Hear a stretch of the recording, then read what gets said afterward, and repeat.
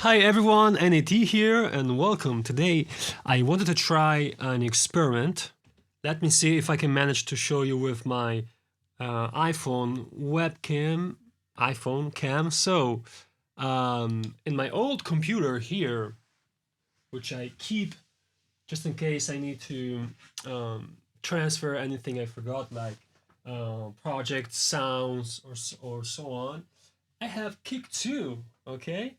And I never really used this plugin that much because I always thought it was too complicated for me. But I am actually trying today an experiment because I wanted to try Kick 2. I wanted to install Kick 2 on my new computer, this one, and possibly update it to Kick 3 if that's possible, maybe with just a discounted price. But there's some problems. It is because it is actually, it is. I did purchase it in 2016, but I'm having trouble finding my password and stuff like that. So I want to try this experiment basically, which is to try and do kind of the same thing that Kick 2 or Kick 3 or whatever does, but in Ableton with Ableton stuff. So here we are in Ableton, and let's open my drum synthesis template. So let's go here. By the way, no, so let's go here. Where is it? User library, templates, okay. And drum synthesis, open it. Okay. And now we're here. So basically what I'm going to do is I have already operator opened here. I'll activate fixed frequency, okay? And I'll map this frequency to macro 1, okay? In the rack here. So now I will also, I will basically use this to draw the curve that you see in Kick 3, okay? So let's try this. Let's go ahead and do this. So I'll create a new pattern here, draw a note, loop it, and let's hear what we've got so far. Okay, I hope it's not distorting. I hope it's not distorting in OBS. Let me check real quick. Good, shouldn't be distorting, and also I actually need to turn the volume down so you don't hear any feedback. Okay, so what I'm going to do is I'm gonna use this map function here to select the peak basically from which the envelope will decay. Okay, like 500 hertz, for example. From 500 to 50, which will be my tone, basically, my foundation tone. Or actually it should be the opposite. So let's invert the range, and now I should have a 50 hertz tone.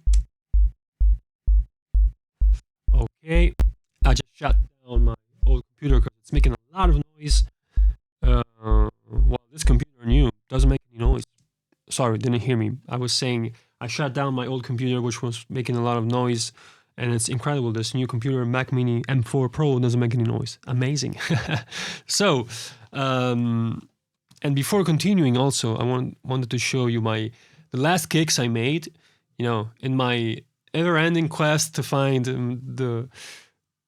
a great process to make good kicks. I think I'm not yet there. I'm still learning, but here there are my kicks. And let's also turn down this so I don't destroy your ears. Let's listen.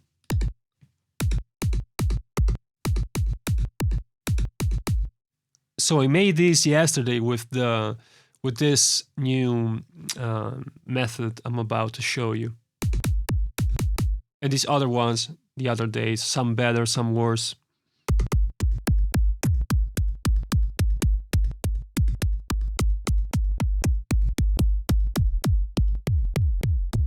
All right, This last one, I think, sounds very muddy, and it should also distort. If you're listening from iPhone, you should make that sound I hate that goes like this one, which is very muddy in my opinion. Anyways, let's begin. So let's go back in session view, and let's do what I wanted to show you. Okay. Let's open the envelopes and select my drum rack. Oh my god, let's just do this. Select this, and here it is. And let's draw our pitch envelope. Like this, for example. And let's listen to what this sounds like. Okay.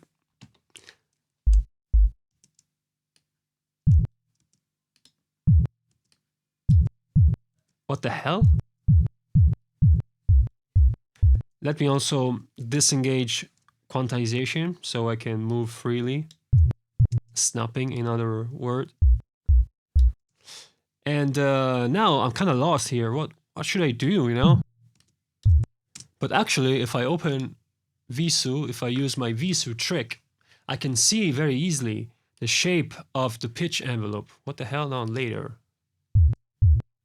Okay, I can already see the problem and I already know how to fix it. And I will talk about this in a second, but first I want to also set the amplifier, the amp right. And I'll also open a shaper box 3 so I can see my kick. The kick that I'm creating very well. Let's quantize it to 1/4 note. So we can see exactly 1/4 of the space and the space the kick is occupying. So, and I'll also do this in the kick 3 style. I'll also control the envelope in the kick 3 style through a graph, okay, a highly customizable graph. And I'll do that by simply using a utility.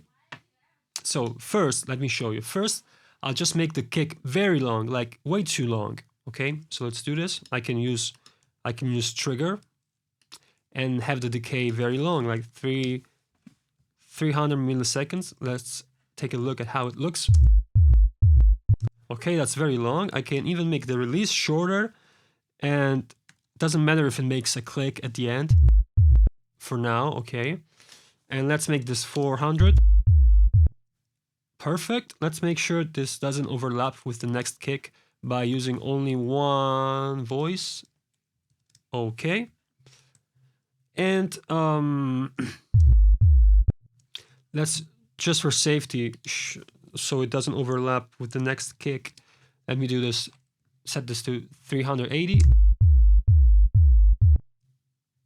Let's go even faster with this release.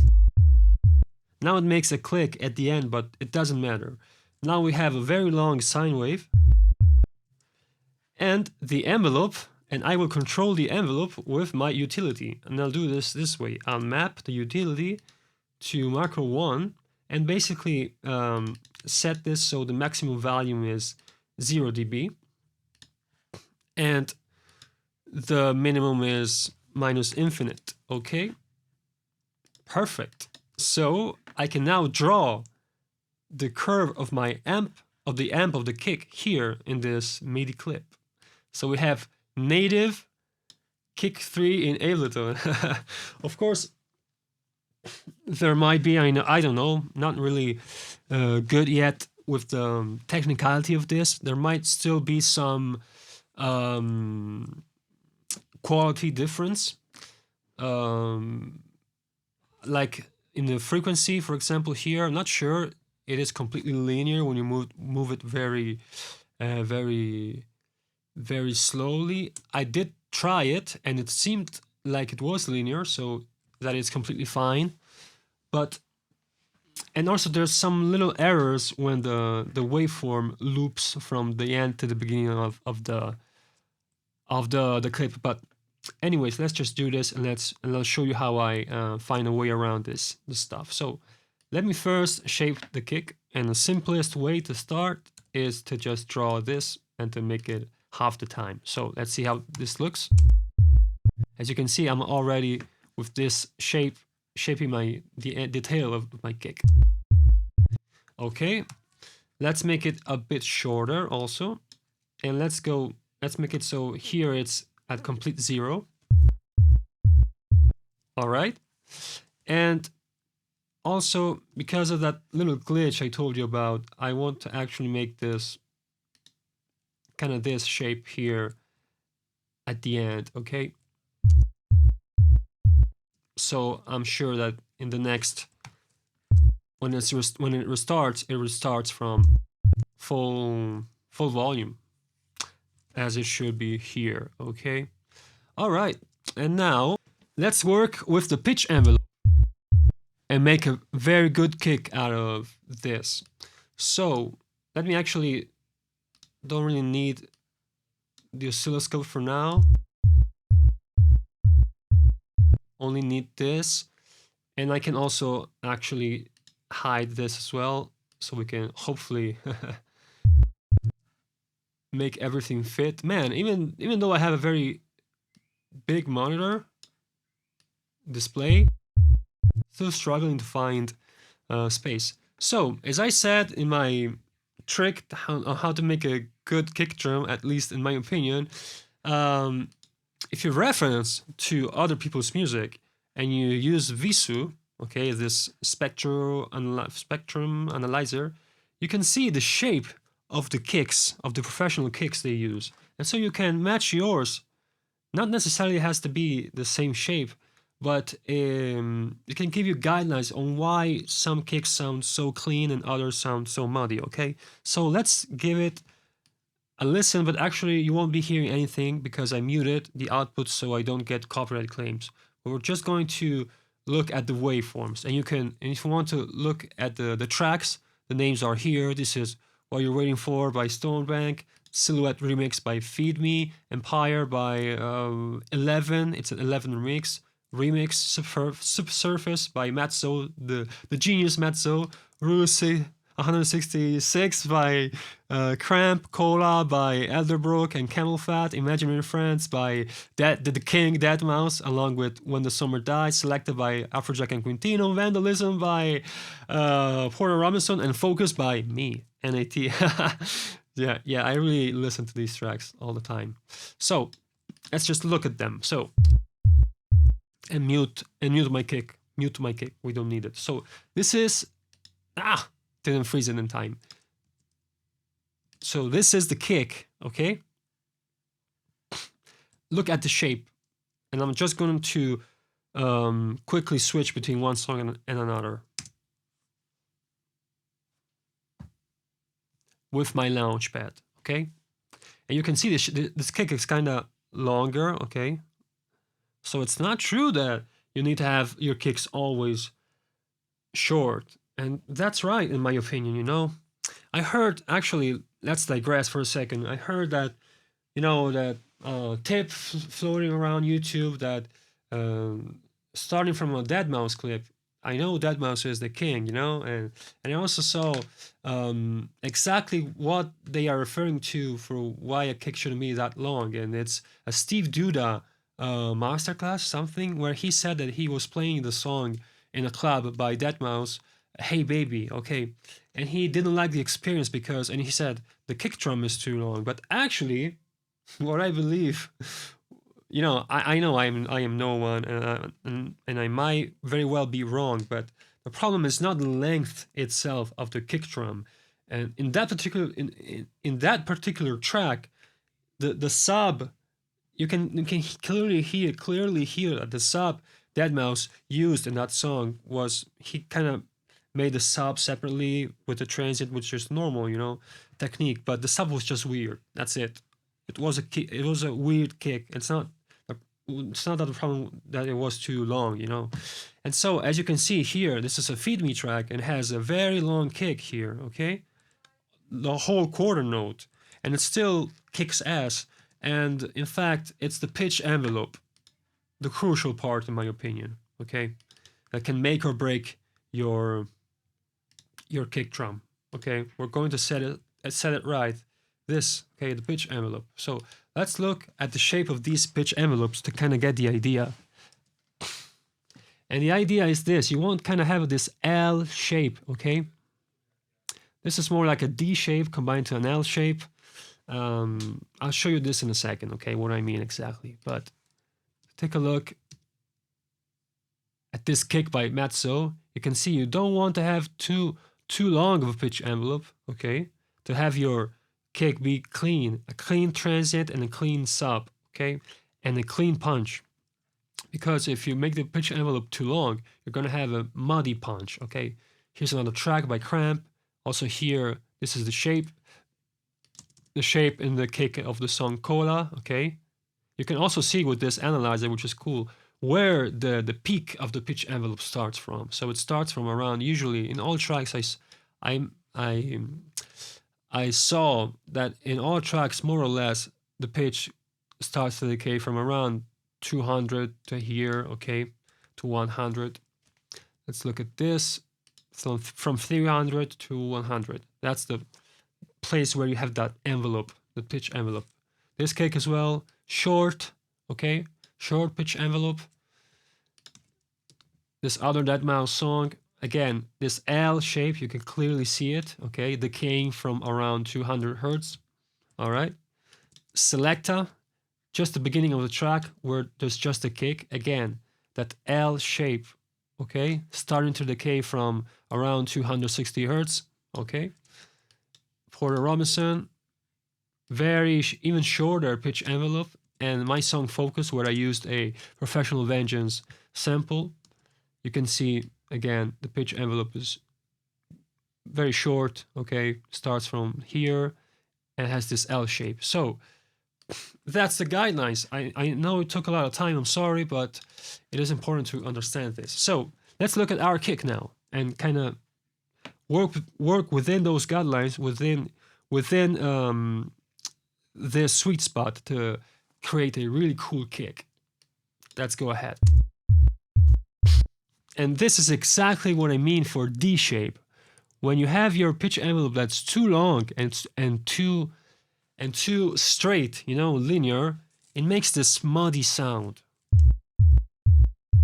And in your iPhone speaker, for example, it should sound like I actually have an example, and let me find it. So I made a beat here where I A and beat between, I make an A and B test between two different kicks, one that's clean and one that's muddy, okay?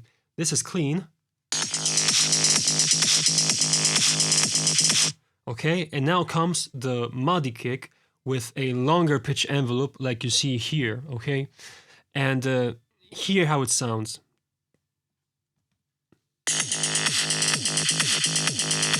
Can you hear that? Ooh, ooh, ooh, all right?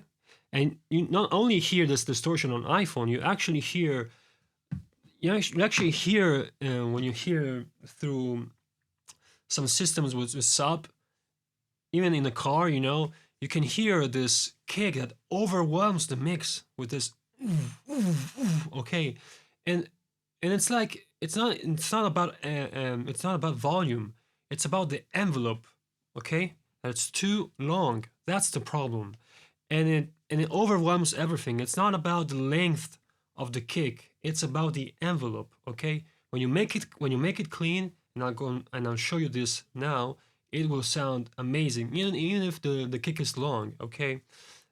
So again, bad kick. Now it's good, it's clean now.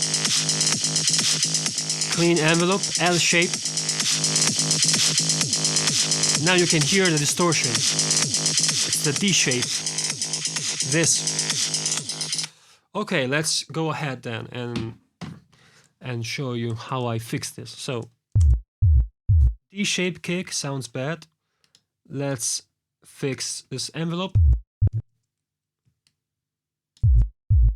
Oh, sorry, it's freezed.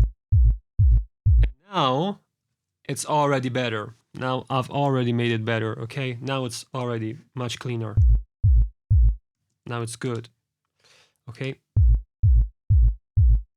So let me try to go higher with the peak with this. Okay, let's go higher than 500 hertz. I know I said it starts from 200 hertz usually from what I see, but actually it probably starts from like higher 1K or something and goes down in 1 millisecond or something like that. So let's map this to start from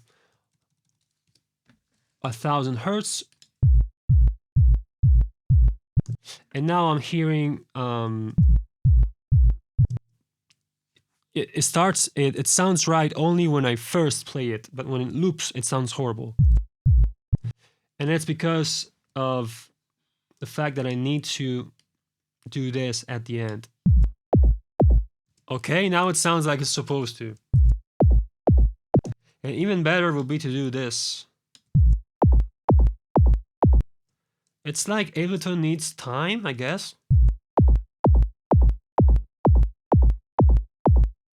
But anyways, now I have what I wanted. Okay, let's look at the spectrum.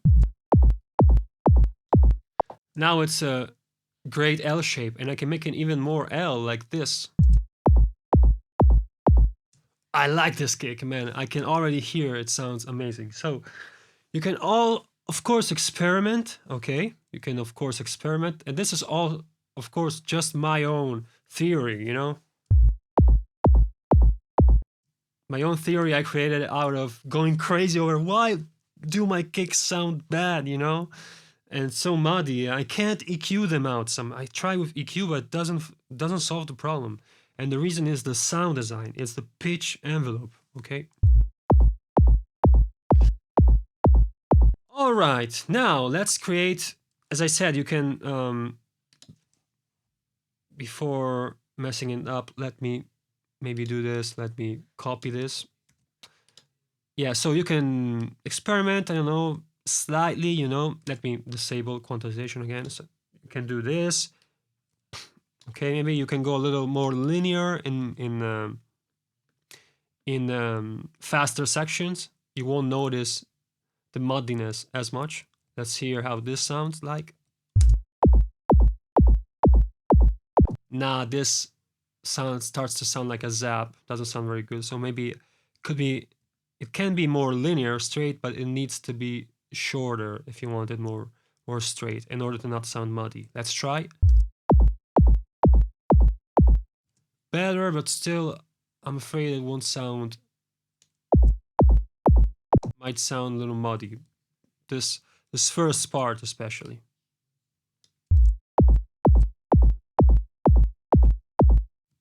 Now it's cooler, but still you can see this section here, which is the problem part. Okay, from 100 to 200, it's the sine wave persists too much in this region. Okay. Or if we look on span, that's what I mean. This region, okay. And that's why also I believe it sounds muddy there when you have an envelope that's too not fast enough, okay? Too slow and too linear or too linear. You make the sine wave persist here in the muddy part of the spectrum too long, okay? But anyway, let's go back to that first shape I really like. I'll do this by just hitting Command V again. Okay. Did it sound like that?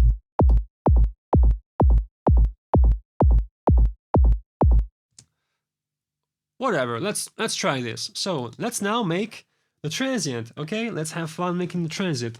That's a good starting point. If I need to make it, if I'm afraid again, might sound too muddy. I can always go back here and make it less, like this. I don't know.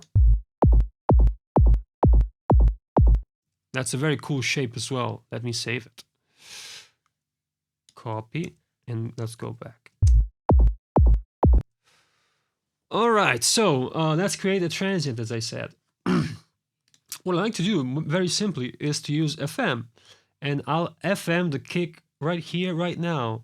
And let's do this. So let's just turn this all the way up and turn the sustain all the way down.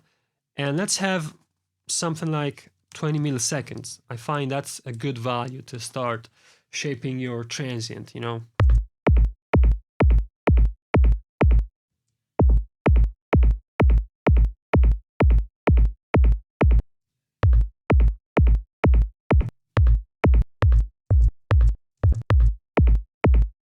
Okay, and now I can add a second operator to make, you know, it's really easy with FM to create high frequencies. So let's do this and let's see where we get. Ta-da! Now we have a lot of high frequencies. That's also what this spectrum analyzer is good for. Okay, I'll show you. It's good for this. You can see here that it goes all the way up to here, the high frequencies, and that's a little too much. So I can filter it to make sure it doesn't go all the way up there.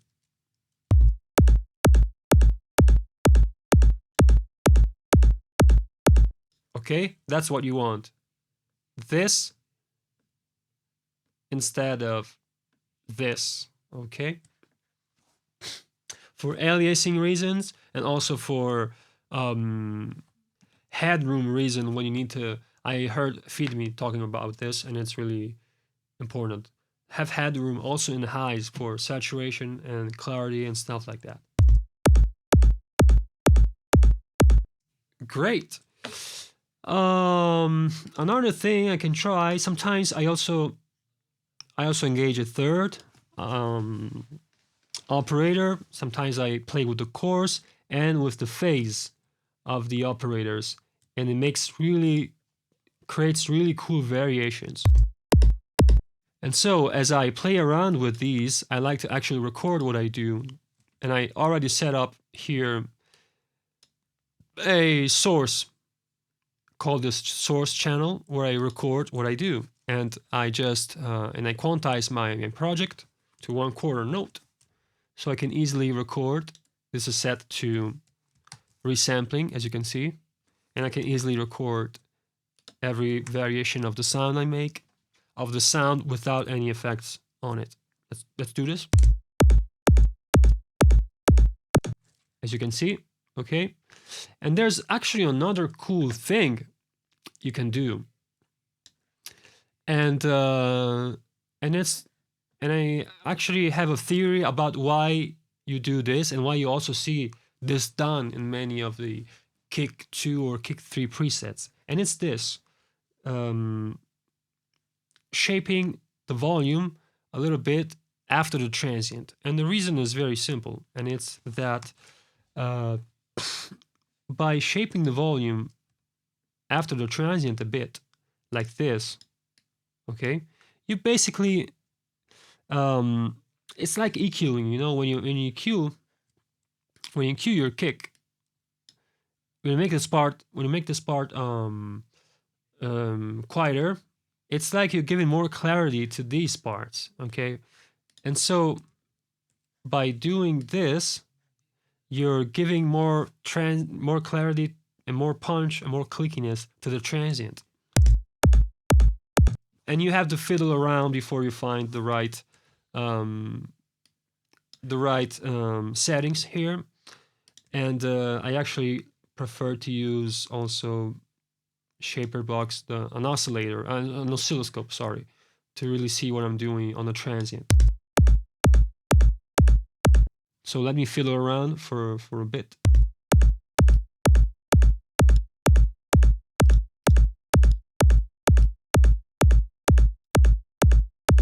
And by doing so, actually here, with this shape, you're also, again, controlling that, exactly that muddy section here from 100 to 300 to 200 hertz.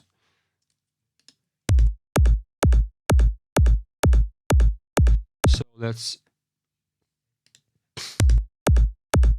Now I'm trying to be as quick as possible with this, you know, not trying to be perfect, so I don't make the video infinite.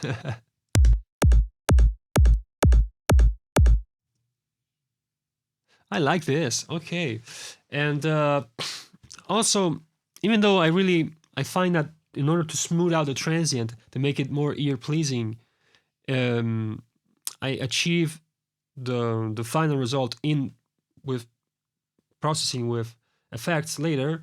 I can try to do my best here to make it sound as good as possible. As I said before, let's play around with the phase. Let's actually play around with the phase of the first operator, so of the fundamental sine wave. And let's hear, take a good listen. It's so interesting to see how much the sound changes, especially without headphones.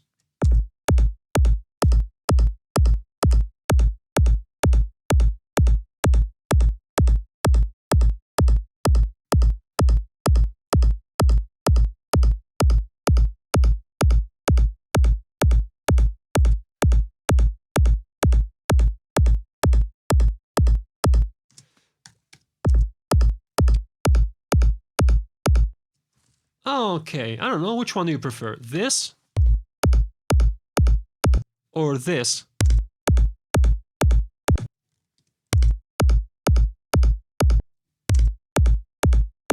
Let's stick with this. Let's also play around with another operator, as I said, and with the coarse values. Let me actually first record this kick with this modulation here of the volume. Okay, let's play around with levels, chords, and phase and operators. Let's do this.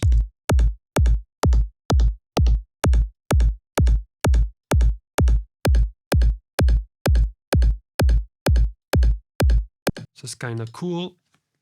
Oh my god, I hope you didn't hear any feedback, because I just noticed my volume was very high. My playback volume.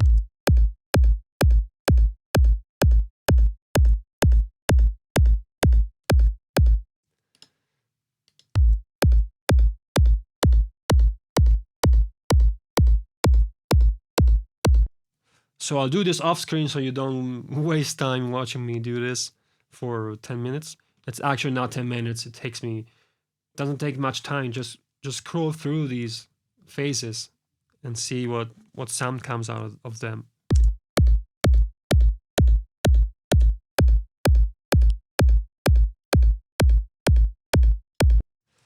Okay, let's also play around with the fine.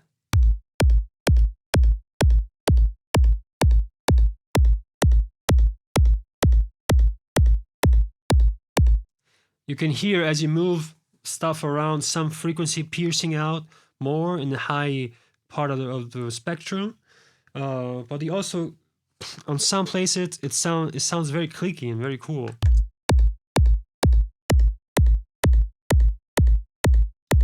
Like this. Let's engage this as well. Let's make it short.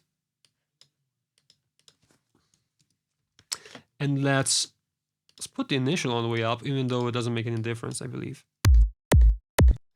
And let's use higher coarse.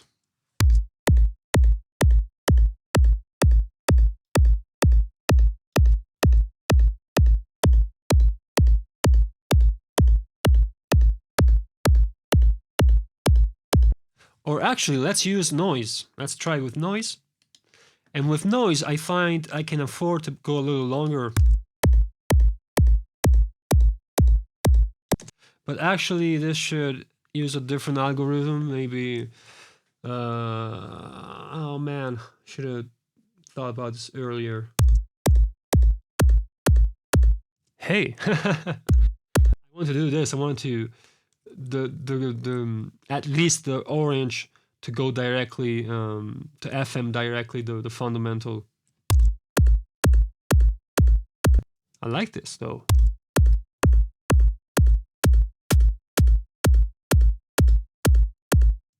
Okay, pretty cool.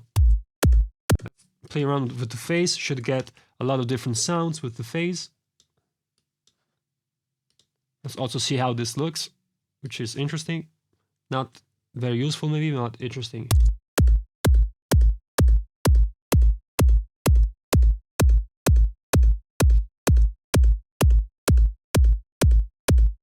I like 14, so as I said, I would just play around and record different variations. Let's record this. Okay, great. And then after that, I will go. I go here. I listen back to the kicks I created. Let's mute this. Okay.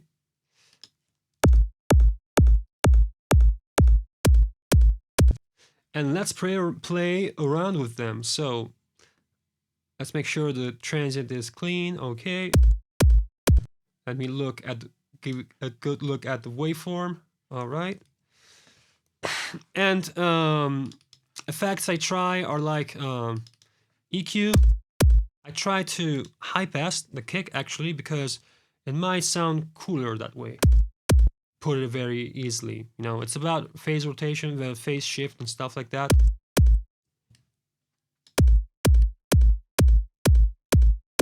You can get a cooler sound in my opinion sometimes. In fact, I do like this a lot. And I'll just work on this. And here I have already set up a channel. Basically what I do is every effect I add, I create a new channel and I record each kick in the respective channel when I use a certain effect here, just so I can recall what I did if I want to look back at a certain kick I like from my library and I want to look back at the session where I made it and kind of understand what I did, because it's really easy when you create a kick to try 1,000 things and to just, you know, overwrite stuff, delete and add effects, and then you want to go back to what you did 10 steps before and you're like, oh my god, how did I do this? It sounded amazing, but I have no idea how I did it. So that's why I do this.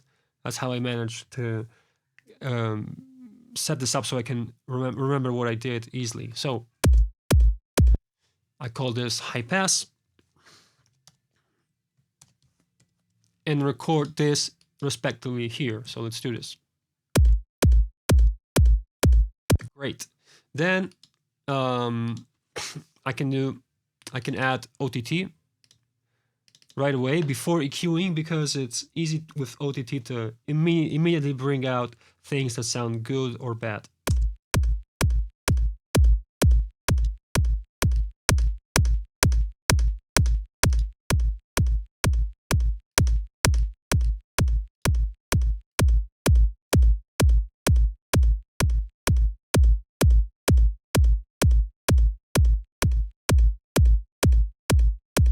Okay, I think even though I'm monitoring very low so I can hear properly, let me monitor at full volume. Okay, that's good. I like it, honestly. So let me EQ it now, see if there's any frequency we could EQ out.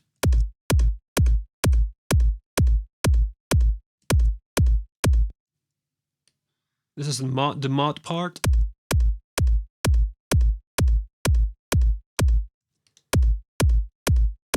But again, if you sound design it right, the kick, yes, it is important EQ also from a sound design perspective, but when you do it right, there's not much to, I find, to clean up in this region.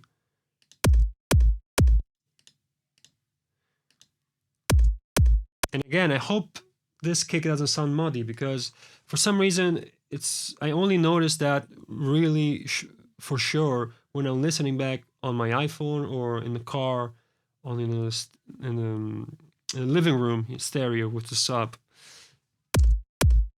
So when I'm not sure, I simply don't do anything or do very little, because I think that it's when I put the kick in the track that actually I can figure out better if I need to EQ anything. But in the highs, let's see if there's anything to EQ out. And as I heard a lot of people doing this, it's not really necessary that much because you're just amplifying frequency and making them piercing any frequency.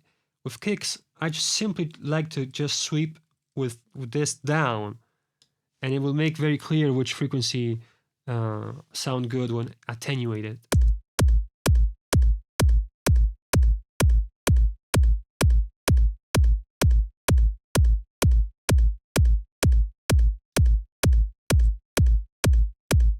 Also, I actually like to use FabFilter Pro Q a lot. Pro Q4, I have it. It's freaking badass, amazing.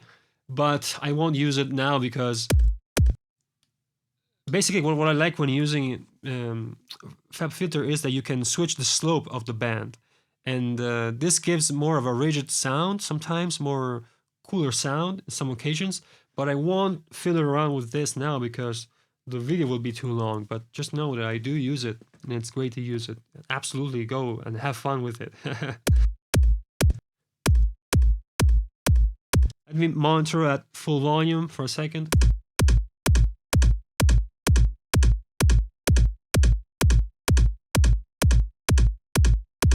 So I kind of like to clean it here. I think it sounds better like this. And since we used noise and for the transient, noise makes kind of this part of the spectrum very saturated already, so there's not very much any piercing frequency piercing out, so it's already good in the highs. Let's just try with some that's something else I do as well with a multi-band dynamics to kind of tame the highs a little bit, just to make sure they're not like a piercing transient. Let me go faster with these time variables.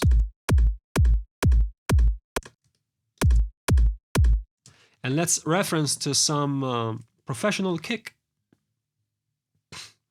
Let me do this like this. So let's open up a drum rack and drop my favorite kick from Vengeance, which is this one here. It's called Ghost. I did the song Focus with this kick. And let's drop it in here. Should be at -12. Let's set it at -12 and create a pattern very quickly. Loop it and A and B between the reference kick and my kick. But first let me check if my kick picks up 12. Yes. Okay, that's A and B for the spectrum balance.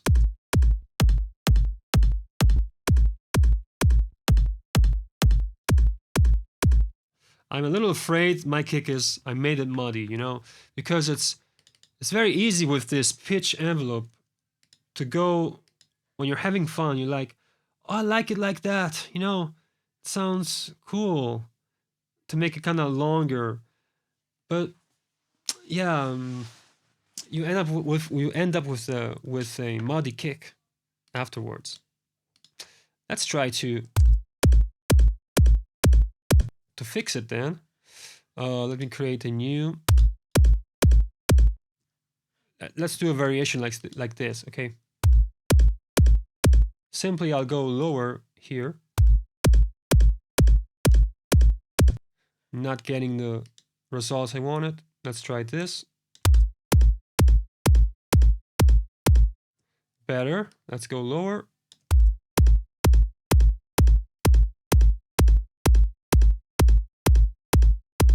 Okay, I'm afraid now lacks a bit of punch.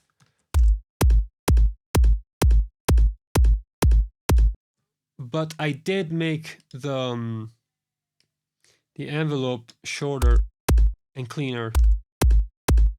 I could go a little like this here. Let's try.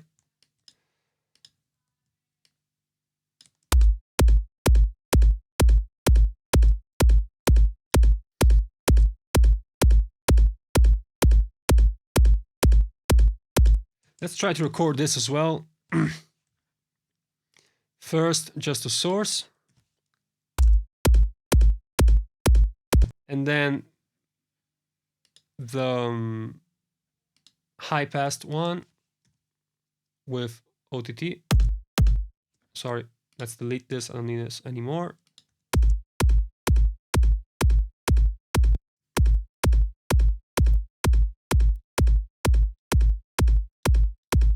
Let's lower this value. Let's try to EQ out that frequency.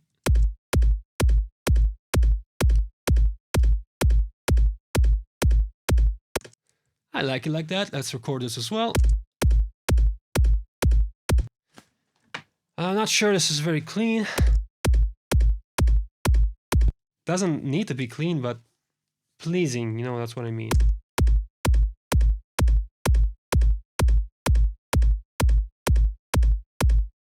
Okay, enough.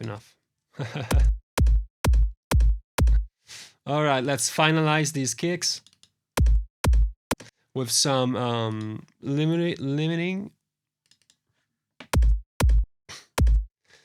Let's see what I'm doing. No, actually. Oh yeah. I wanted to see the transient, basically.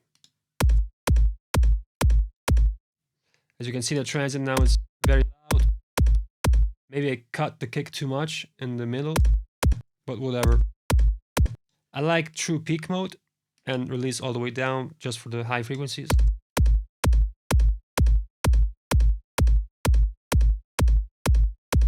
Perfect. Okay, let's record these kicks here in my export channel one by one. So starting from this.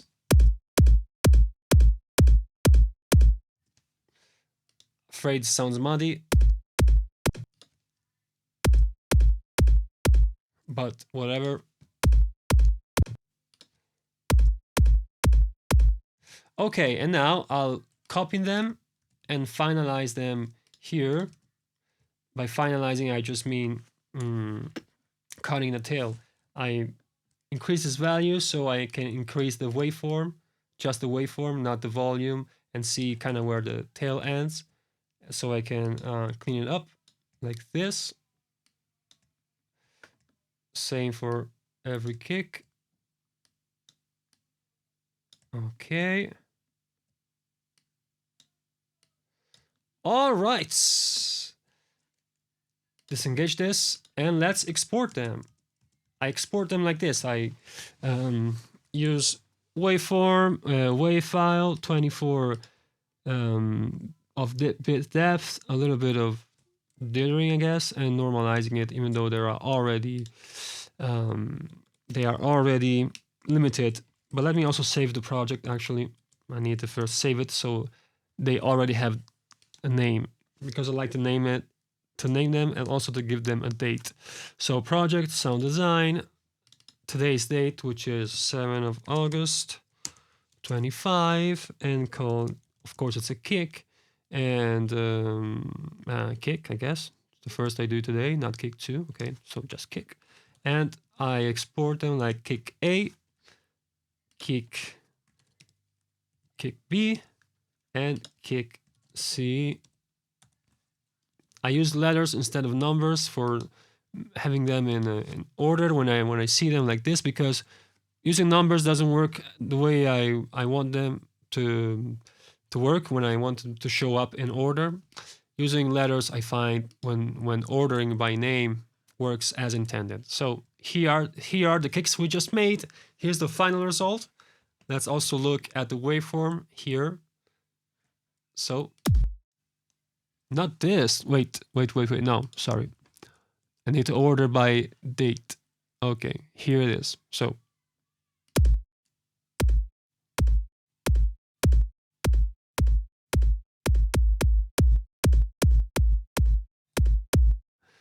these are some of the kicks I did yesterday. All right, you can see the waveform down here. So, this was my quick kick making session, kick creation session.